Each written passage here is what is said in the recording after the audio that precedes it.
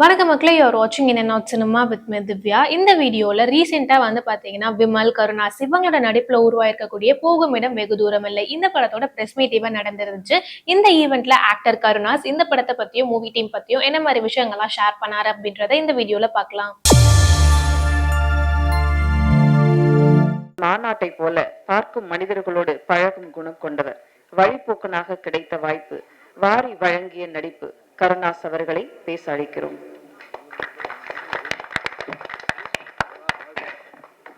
எல்லாரும் நல்லா இருக்கீங்களா? ரொம்ப மகிழ்ச்சி உங்க எல்லாரையும் சந்திச்சது. ஏற்கனவே நம்ம அந்த சல்லியர்கள் படத்தோட விழாவில் தம்பி தயாரிப்பாளர் வந்திருந்தாரு. தம்பி அன்னைக்கு பேசும்பொழுது எப்படி பேசினாரோ அதே தான் இன்னைக்கும் பேசியிருக்காரு. உண்மையிலேயே மைக்கேல் என்கிட்ட அறிமுகப்படுத்தினது தேனப்பன் தான். ரொம்ப நல்ல கதை, வித்தியாசமான ஒரு கதை. அந்த பையன் அணித்தரமாக அழுத்தமாக பேசுறதுக்கு காரணம் கடினமாக உழைச்சிருக்காரு. அவருடைய ப்ராடக்ட் மேலே அவருக்கு ரொம்ப நம்பிக்கை இருக்கு. அதே மாதிரி சிவா ரொம்ப தங்கமான ஒரு ஆள். காசு இருக்கிறவனா நல்லவன்னா சொல்ல முடியாது, காசு இருக்குங்கிறதுக்காக அவன் நல்லவெல்லாம் சொல்ல முடியாது. காசு தான் எல்லார்ட்டையும் இருக்கு, காசு வச்சிருக்கவனா நல்லவன் கிடையாது இல்லை. ஆனால் இவனுக்கிட்ட காசு இருக்கு, ஆனால் அந்த காசு அவன் ஈஸியால சம்பாதிக்கல. அவன் ரொம்ப கஷ்டப்பட்டு தான் இந்த இடத்த போய் பிடிச்சிருக்கிறான். கவிஞர் தம்பி சினேகன் சொன்னது மாதிரி அவன் அந்த ஊர்ல போய் நியூசிலாந்துல போயிட்டு பார்லிமெண்ட் மெம்பர் ஆஃப் பார்லிமெண்ட் எலெக்ஷன்ல தேர்ந்தெடுக்கிறான் ஒரு இந்தியனை. அதுவும் நம்ம ஆந்திராவுக்கு பக்கத்துல இங்க இருக்கிற நம்ம தமிழ்நாட்டுக்கு பக்கத்துல இருக்கிறவனை தேர்ந்தெடுக்கிறாங்கிறது அது நமக்கு ஒரு பெரிய வெற்றி தானே. அதனால அந்த இடத்துக்கு வர்றதுக்கு தம்பி ரொம்ப உழைச்சி தான் இந்த இடத்துக்கு வந்திருக்கான். ஆனா ரொம்ப ரொம்ப ஒரு அப்பழுக்கற்ற தாய்ப்பால் மாதிரி. அதுதான், இதுக்கு மேல அவனை பத்தி நம்ம சொல்ல வேண்டியது கிடையாது. அவன் ஒரு தாய்ப்பால் மாதிரி அவனுடைய குணம் எல்லாமே. அதனால அப்படி ஒரு நல்லவன், ஒரு நல்ல படத்தை, ஒரு நல்ல உழைப்பாளிய, ஒரு ரொம்ப திறமையான பையன். அவன் எல்லாமே அவனே ஒத்துக்கிட்டான். ஷார்ட் டெம்பரு அது இதுன்னு சொல்லிட்டான். அது எல்லாமே பிடிவாத என்ன கிரியேட்டர்ஸுக்கு இருக்கிறதானே. தான் நினைக்கிறத அவங்க கிடைக்கணும்னு நினைப்பாங்க. இப்ப என்னை பொறுத்த வரைக்கும் நான் நிறைய படம் நடிச்சிருக்கிறேன். சில படங்கள் எனக்கு பிடிக்கும், சில கதாபாத்திரங்கள் பிடிக்கும். 24 வருஷமா இருக்கேன். நந்தாவில் நொடுக்கு பாண்டியா நடிச்சதுல இருந்து இன்னொரு வரைக்கும் ஒரு 24 வருஷம் நடிச்சுக்கிட்டு இருக்கேன். இடையில கொஞ்சம் ஒரு 6-7 வருஷம் நடிக்காம போயிட்டேன். ஆனா இது வரைக்கும் நான் யார் ஆபீஸ்ல போயிட்டு எனக்கு நடிக்கிறதுக்குள்ள வாய்ப்பு நான் கேட்டதே கிடையாது. ஏன்னா எப்போ நம்ம அந்த வேலையை செஞ்சிட்டோம்னா அதுக்கப்புறம் நம்ம நடிக்கவே முடியாது, நம்மளை யாரும் கூப்பிட மாட்டாங்க. சினிமாவில் மட்டும்தான் நடக்கும். நம்ம ஒரு காமெடியனா இருப்போம், இல்லை ஒரு கேரக்டர் ஆர்டிஸ்டா இருப்போம். நம்ம கூட உட்காந்து சிறப்பு போட்டுக்கிட்டு இன்னொரு ஆர்டிஸ்ட் கிட்டே கேட்பாங்க டேட்டு. நம்ம பக்கத்துல உட்காந்துருப்போம், ரொம்ப வலிக்கும் அது. ஆனா அதெல்லாம் நான் பார்த்துருக்கிறேன், நிறைய பார்த்துருக்கிறேன். அதெல்லாம் தேனப்படம் பண்ணுவான் என்ன அதுல என்ன இருக்குது என்ன. ஏன்னா தேனப்படம் இன்னைக்கு நேற்று எனக்கு அண்ணன் தான் அவரு. இருந்தாலும் நாங்க கொஞ்சம் ரொம்ப நெருக்கம் ரெண்டு பேரும். ஏன்னா அதான் தயாரிப்பாளரே கொடுக்குறேன்னு சொன்னா கூட இந்த ஆளுக்கு எடுத்து விட்டுருவான். தயாரிப்பாளர் சரிப்பா நல்லா, அதான் நான் சொல்றது ரொம்ப வருஷத்துக்கு முன்னாடி உங்களுக்கு தெரியும். நான் பாடகராக இருந்து ஒரு கானா பாடகர் அப்படிலாம் இருந்துதான், நான் கிராமிய பாடகராக இருந்துதான் வந்தேன். கே சுரேகுமார் சார் ஒரு படம் நாட்டாமன்னு ஒரு படம் எடுத்தார், உங்களுக்கு நான் வரும். அதுல நாட்டாம பாதம் பட்டா நல்ல வெள்ளாம விளையும்படின்னு ஒரு பாட்டு இருக்குல்ல, அந்த பாட்டு நான் தான் பாடினேன். சிற்பி சார் மியூசிக்ல நான் தான் பாடினேன். அதுக்கு எனக்கு பாட வச்சுட்டு திருப்பி அவங்க கொஞ்சம் ஏதோ ஒரு இது கமர்ஷியல் ஏதோ ஒன்று சொல்லிட்டு அனுப்பிச்சிட்டாங்க. ஆனா அந்த காசு பேட்டா கொடுக்குறது 100 ரூபாய் 150 ரூபாய் என்ன 200 ரூபாய் கொடுக்குறாரு. இவர் தான் அதுக்கு மேனேஜர். நாங்க பாட்டு பாடல, நானும் உங்கள்கிட்ட வாய்ப்பு கேட்டேன். நீங்க தானே என்ன கூப்பிட்டீங்க, என் வாய்ஸ் நல்லா இருக்குன்னு. அப்ப 500 ரூபாய் அப்படியான்னு சொல்லிதான் சண்டை போட்டு வாங்கிட்டு போனேன் 500 ரூபாய் இவர்கிட்ட. அதனால இந்த சினிமா உலகம்ங்கிறது இப்படித்தான். இங்க அவ்வளவு ஈஸியா யாருடைய திறமை யாரும் இது பண்ணிக்கிறது இல்லை. என்னை பொறுத்தவரை என்னன்னா, ஒண்ணு வாய்ப்புகள் வரணும்னா வாய்ப்புகளை உருவாக்கிக்கணும். நான் உருவாக்க தெரிஞ்சிடும். ஏன்னா நான் என்ன அப்படித்தான் உருவாக்கிட்டேன். ஏன்னா இந்த விழாவில் இருக்கக்கூடிய இசையமைப்பாளர் ரகு இருக்காருல்ல, நாங்க ரொம்ப க்ளோஸ் நண்பர்கள். ஒரே இடத்துல ஒரு வித்து போன இங்கிருந்தான் வடப்பள்ளியில அந்த பாளையக்காரத்துல அந்த ஏரியா, அதான் உனக்கும் தெரியுமா. இங்க நிறைய பேர் என் கூட டிராவல் பண்ணவங்க நிறைய பேர் இருக்காங்க. வேற ஒரு முகத்துல வேற அடையாளத்துல உட்கார்ந்து இருப்பாங்க. சில பேர் ஏதோ ஒரு கோலத்துல கூட இருப்பாங்க. சாப்பிட்ட இடத்துல கொஞ்சம் கம்மியா போட்டிருப்போம். ஏதோ நடந்திருக்கும், ஏதாவது ஒண்ணு நடந்திருக்கும். எதுவுமே இல்லாமல்லாம் இங்க இல்ல, பெரிய டிராவலிங் இருக்கு. 21 வருஷத்துல ஒரு பத்திரிகையில நல்லா என்ன எழுதலைங்கிறதுக்கெல்லாம் நான் சண்டையெல்லாம் போட்டிருக்கிறேன். வீட்டுக்கெல்லாம் போயிருக்கிறேன்.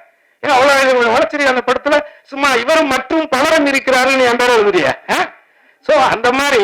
அதனால இதை எதுக்காக சொல்ல வரேன்னா, மைக்கேல் இந்த கதை இப்படித்தான் வரணும் அப்படிங்கிறத ரொம்ப ஆழமா நம்பி அதுக்கான கேமராமேன் அந்த தம்பி கூட இருக்கிற எல்லாருமே ரொம்ப கடினமா உழைச்சிருக்காங்க. குறிப்பா விமலை வந்து இந்த படத்துல கொஞ்சம் வித்தியாசமா நீங்க பார்ப்பீங்க எல்லாருமே, தமிழக ஆடியன்ஸ் எல்லாருமே. அது வந்து இயக்குனருடைய ஒரு பார்வை தான். அதுக்கு வந்து அவர் அடாப்ட் பண்ணிக்கிட்டார். அவர் வந்து அவர் சொல்ற மாதிரி விமல் கூட இதான் முதல் படம். இன்னொன்னு எனக்கு ஒரு சின்ன சினிமாவில் சொல்ல அது எப்படிதான் எடுத்துக்குவாங்க, பரவாயில்ல, நமக்கு தோன்றதை சொல்லிடுவோம். எனக்கு சினிமாவில் இது வரைக்கும் நான் நடிச்சதுல மூணு எந்த ஹீரோ கூட நடிச்சாலும் அந்த படம் ஏதோ ஒரு கவனிக்கக்கூடிய படமா வரும். இது வரைக்கும் நடந்திருக்கு. எந்த படத்துலனாலும் எடுத்துவாங்க. நான் கடைசியா நடிச்ச ஜி பிரகாஷ் கூட நடிச்ச படத்துல இருந்து அதெல்லாம் கூட நடிச்ச படம், யாரு கூட நான் முதமும் நடிக்கிறேனோ அது வில்லன்ல அஜித் சார் கூட நடிச்சா இருக்கட்டும், விஜய்க்கு கூட திருமலையில் நடிச்சதா இருக்கட்டும், இப்படி எந்த நடிகர்கள் கூட நான் முதமுன்னு போய் ஒர்க் பண்ணேன்னா அது எனக்கும் அந்த ப்ராஜெக்டுக்கும் ஒரு ஹெல்த்தியா தான் அமைஞ்சிருக்கு இது வரைக்கும். இது இந்த படத்துல நான் எதுக்கு சொல்ல வந்தேன்னா, நான் எந்த அலுவலகத்துக்கும் போயெல்லாம் எனக்கு வாய்ப்பு கொடுங்க நான் கேட்டதே கிடையாது. ஆனால் ஒரு கதை கேட்டுட்டு அந்த கேரக்டர் நான் நடிப்பேன்னு நான் அதுக்குள்ள நிறைய யோசிச்சு ஆசைப்பட்டுட்டு அந்த கதையை பையன்கிட்டையும் சொல்லி என் ஒய்ஃப்கிட்டையும் சொல்லி சூப்பரான ஒரு கேரக்டர் கிரேஸ் அது கிடைச்சதுன்னா, ஒரு நடிகனா நம்ம செத்ததுக்கு அப்புறம் 4 படம் காட்டுவாங்கல்ல, அதுல ஒரு படமா இது இருக்கும் கிரேஸ் அப்படின்னு நான் என் ஒய்ஃப்கிட்ட என் பையன்கிட்ட நான் சொன்னேன். ஆனா திடீர்னு பார்த்தா அதுல நான் இல்லை, திடீர்னு இல்லைன்ட்டாங்க. ஒரு 1.5 வருஷம் டிராவல் பண்ணிட்டேன் நான். அந்த இதுல அந்த கொரோனாவில் அடிபட்டவன் தானே நானும். திண்டுக்கல்ல ஹோட்டல் ஆரம்பிச்சு அது 2 கோடி ரூபா போச்சு அந்த கொரோனா டயத்துல தான். கொரோனாவில் இவன் மட்டும் பாதிக்கப்படலை, எல்லாருமே பாதிக்கப்பட்டான், உலகமே பாதிக்கப்பட்டுச்சு. ஆனா அதுல எனக்கு ஒரு நல்லா நடந்துச்சு. அந்த கொரோனா டயத்துல தான் இன்னைக்கு சிவாங்கில் இருக்கிற தோட்டத்தை நான் உருவாகினேன். அங்கதான் உட்காந்து அந்த கதையும் தம்பிக்கிட்ட கேட்டேன். ஸோ அப்போ அந்த கதை திடீர்னு பார்த்தீங்கன்னா வேற ஒரு கம்பெனி, வேற ஒரு நடிகர் அப்படின்னு போயிடுச்சு. அப்போ என் பையன்கிட்ட மறுபடியும் சொன்னேன், என்னோட ஆசைப்பட்டோம் கிடைக்கல. பட் ஆனால் ஒரு கதையில ஒரு கதாபாத்திரம் நம்ம தான் நடிக்கணும்னு விதி இருந்தால் அதை எவனாலையும் மாற்ற முடியாது. அது மட்டும் ஆணித்தரமான ஒரு உண்மை. அதே விஷயம் தான் இங்க இப்போ நான் சொல்றதுக்கு விஷயம் வந்து வேற யாருனாலும் கூட கான்பிடன்ட், நம்பிக்கை மட்டும்தான் வாழ்க்கை. என்ன அது நம்ம மேல நம்ம நம்பிக்கை வைக்கலன்னா அப்புறம் என்ன இருக்கு? அதனால என் பொண்டாட்டிகிட்ட சொல்லுவேன், என்ன வீடு கட்டல, நேற்று வந்து நடிகர்லாம் வீடு கட்டியிருக்காங்க, நீ என்ன வீடு கட்டல ஒண்ணும் கட்டலன்னு சொல்லிட்டு இருக்கிறான். ஆனா அவர்கிட்ட நான் சொன்னேன், சாஸ்திரி பவன் கவர்னர் இருக்காருல, சாஸ்திரி பவன் கருணாசி மேல பட்டா மாறணும்னு விதி இருந்தா அது நடக்கும் கிரேஸ்.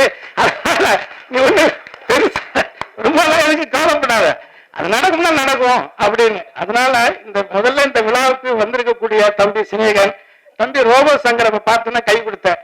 ஆனா பழைய மாதிரி ஆயிட்டனா அப்படின்னு சொன்னான். உண்மையிலே எனக்கு வந்து எனக்கு ரொம்ப பழக்கம் நெருக்கம், இந்த மாதிரி ஒரு மேடை கலைஞனா இருந்து வாழ்க்கையில ஜெயிச்சவன். அதனால இடையில உடம்பு சரியில்லாம போனதுன்னா ரொம்ப கஷ்டமா இருந்தது. ஆனா அவரோட வில் பவர் வந்து மீண்டும் அதுல இருந்து இன்னும் ஓப்பனா சொல்ல போனோம், மரணத்தை வென்ற ஒரு மனிதனா தான் அவனை நான் அப்ப பாக்குறேன். உண்மையிலே அது ரொம்ப சந்தோஷம். அதே மாதிரி அண்ணன் செந்தில்நாதன் எனக்கு 9 வருஷம் பழக்கம். ஸோ இங்க இருக்கக்கூடிய தம்பி விமல் கூட நான் ஒர்க் பண்ணியிருக்கேன். நடிகை கூட எனக்கு சீன் இல்லை, பட் நான் இப்பதான் அவங்களை பார்க்குறேன். வாழ்த்துக்கள் தேவையான சொல்லிட்டு பங்காளி. அடுத்த தம்பி இயக்குனர் பிரபாகரன். அதே மாதிரி உங்க படம் நான் இன்னும் பார்க்கல, நான் நிறைய சொன்னாங்க, கடவுள் சித்தம் நான் பார்க்கல, நான் பார்த்துட்டு உங்களை மீட் பண்றேன். ஸோ எனிவே ரொம்ப நேரம் ஆயிடுச்சு. நான் உங்ககிட்ட இந்த இடத்துல நான் கேட்டுக்கிறது, தேனத்தை ஆரம்பிச்சதுதான். ஏன்னா அப்ப நானும் ஈசி மெம்பரா இருந்தேன் ப்ரொடியூசர் கவுன்சில்ல. அந்த பிரச்சனை நடக்கும் பொழுது அது சொன்னது தேனப்பன்னு சொன்னது உண்மை, அதுல மாற்று கருத்து கிடையாது. அந்த நேரத்துல நான் ஏன் அதை சொல்றேன் அப்படின்னா, நான் இடைப்பட்ட கொஞ்ச நாள் நான் இல்லை, நான் வெளிநாடு போயிருந்தேன்.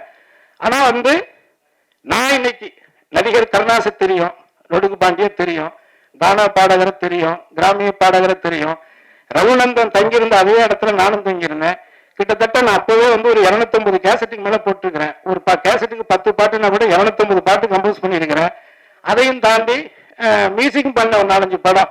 ஆனா என் சக நண்பரா ஒரு துறையை தேர்ந்தெடுத்து நல்ல நல்ல படங்களா சொன்னது மாதிரி சினேகன் சார் சொன்ன மாதிரி அந்த மெலடி பாடல்கள் ராஜா சாருக்கு பிறகு ரொம்ப ஈர்ப்பாக நம்மள மாதிரி கிராமத்து மக்களை வந்து இளைஞர்களை ஒரு தட்டி எழுப்பக்கூடிய ஒரு நுட்பமான ஒரு இசையமைப்பாளரா இன்னைக்கு என்னோட நண்பன் இருக்கக்கூடிய அதே மேடையில அவர் இசையமைச்சிருக்கக்கூடிய அந்த படத்துல நானும் ஒரு நல்ல கதாபாத்திரம் பண்ணியிருக்கேங்கிறது ஆல்மோஸ்ட் ஒரு 30 இயர்ஸ் 30 வருஷமா ஒரே சும்மா ஒரு ஹார்மோனியத்தை வச்சுட்டு அவரும் வாசிச்சு நானும் குட்டி வச்சு வாசிச்ச காலங்களும் இருக்கு. ஏன்னா இன்னைக்கு பாக்குற தலைமுறைகளுக்கு என்கிட்ட என்னென்ன இருக்குன்னே தெரியாது. நான் 92ல புரட்சி தலைவர் அம்மா கிட்ட வந்து 1992 மாநில கல்லூரியில படிக்கும் போது இந்த பெஸ்ட் மிமிக்ரி ஆர்டிஸ்ட் இன் தமிழ்நாட்டிலேயே சிறந்த பலகுரல் நிகழ்ச்சி செய்யக்கூடியவனா நான் தேர்ந்தெடுத்து அந்த அம்மாட்ட 5 சவரன் நகை கொடுத்தாங்க. அதுக்கப்புறம் துண்டு துண்டா வெட்டி வித்துட்டோம், அது வேற. பட் ஆனா வாங்கி இருக்கிறோம். அதுக்கு அதே மாதிரி சென்னாரெட்டி, பீஷ்மநாராயண் சிங், அலெக்சாண்டர், இந்த கவர்னர் எல்லாம் அவங்களுக்கு ஞாபகம் இருக்கும். அவங்க கிட்ட எல்லாம் நான் அவார்டு வாங்கியிருக்கிறேன். ஏன்னா பல திறமைகளை இங்க இந்த இடத்துக்கு சும்மா எல்லாம் இங்க வந்து உட்காரல, ஓசியில எல்லாம் நம்ம இந்த இடத்துக்கு வரல. அடுத்து ஒரு ஏஜுக்கு மேலேயும் உழைச்சிக்கிட்டே இருக்க முடியாதுல்ல. அதனால நாம உண்மையாக இருந்தால், எந்த ஒரு வேலையிலையுமே நம்ம உண்மையாக இருந்தால் அந்த உண்மைக்கான ஊழியம் நிச்சயமாக கிடைக்கும். அதை யாராலும் தடுக்க முடியாது. ஆக இந்த படத்துக்காக உண்மையாக உழைச்சிருக்கக்கூடிய என்னுடைய தம்பி சிவா, அதே மாதிரி சுந்தர், அவன் ஆஸ்திரேலியாவில் இருக்கான், அவன் இங்க இருந்தாலும் அவன் ஒரு அற்புதமான ஒரு பையன். நாங்க எல்லாருமே ஃப்ரெண்ட்ஸ். இப்ப இந்த கோவில் இருக்கான், என் தம்பி தான், மூத்தவன் டாமினிக்கு திருநெல்வேலி போயிருக்கான். ஸோ நாங்க எல்லாரும் தான் இந்த படம் இங்க இருக்கக்கூடிய, அவர் எப்படி இயக்குனருடைய நண்பர்கள் எல்லாரும் சொல்றாங்களோ, அவரை விட எனக்கு இங்க இருக்கிறவங்களும் நண்பர்கள், இங்க இருக்கக்கூடிய நீங்களும் எனக்கு நண்பர்கள். ஏன்னா என்னக்கிட்ட எந்த ஒளியும் முறையும் கிடையாதுங்கிறது உங்களுக்கு தெரியும். சில பேர் ஏதோ கதை சொல்லிக்கிட்டு இருக்கிறாங்க, அந்த கதைக்கு ஒரு முடிவுரை இருக்கு. அதையும் இங்க யாரும் ஈஸியெல்லாம் விட்டுட்டுலாம் போக மாட்டான். நான் ஒரு 30-40 வருஷம் உழைச்சி கஷ்டப்பட்டு நான் வந்து உண்டி எந்திரிச்சு வந்து உட்காந்துருவேன். எவனோ ஒருத்தர் ரூமுக்குள்ள ஒரு கேமரா வச்சுக்கிட்டு என்ன வேணாலும் பேசுவான்னா அதெல்லாம் வேடிக்கை பார்த்துட்டு போற பேப்பையெல்லாம் நான் கிடையாது. அதையும் நீங்க மனசுல வச்சுக்கோங்க. யாரா இருந்தாலும் சரி, அவங்களுக்கு புரிய வேண்டியவங்களுக்கு புரியும். அதனால எதுக்கு இங்க வந்து நம்ம வந்து அவனுடைய உழைப்பை வந்து உன்னுடைய வயிற்ற குறைக்கிறதுக்காக இன்னொருத்தருடைய உழைப்பை நீ சுரண்டி சாப்பிட நினைக்கிறத விட ஒரு கேவலம் எதுவுமே கிடையாது. இது யாரும் ஒருத்தரும் செய்யறவங்களோ நான் சொல்றேன், யார் இந்த தவறை செய்யறாங்களோ அவங்களுக்கு அது புரிஞ்சா போதும். ஆக இந்த 24 வருஷத்துல இந்த தமிழ் சினிமாவில் ஒரு பாடகரா இந்த காலத்துல இருந்து ஆனந்த விகடன் பத்திரிகை உங்களுக்கு தெரியும். அந்த பத்திரிகையில நான் ஒரு பாப்பிசை பாடகனா இருக்கும்போது ஆகஸ்ட் 15 அன்னைக்கு அட்டைப்படத்துல என் படத்தை போட்டாங்க. சும்மா இந்த இடத்துக்கு நான் வரல, அதுக்காக சொல்றேன். அதனால இங்க இருக்கக்கூடிய எல்லாருமே திறமையானவர்கள். இந்த திறமையானவர்கள் அத்தனை பேரும் சேர்ந்து ஒரு நல்ல படைப்பை வந்து உருவாக்கி இருக்காங்க. அதை உங்களுடைய பார்வைக்கு விரைவில் கொண்டுட்டு வருவாங்க. நீங்கள் பார்த்து உங்களுடைய கருத்துக்களை ஆணித்தரமாக இந்த உலகத்துக்கு உரைத்து மக்களை இந்த படத்தை பார்க்க திரும்பி பார்க்க வைக்க வேண்டிய வேலையை நீங்கள் செய்வீர்களானால் மேலும் பல மைக்கேல்கள் உருவாகுவார்கள், மேலும் பல படங்களை சிவா எடுப்பான் என்பதை உறுதி கூறி உங்களை அத்தனை பேரையும் சந்திப்புகளை பெருமையடைந்து வாய்ப்புக்கு விடைபெறுகிறேன். நன்றி, வணக்கம்.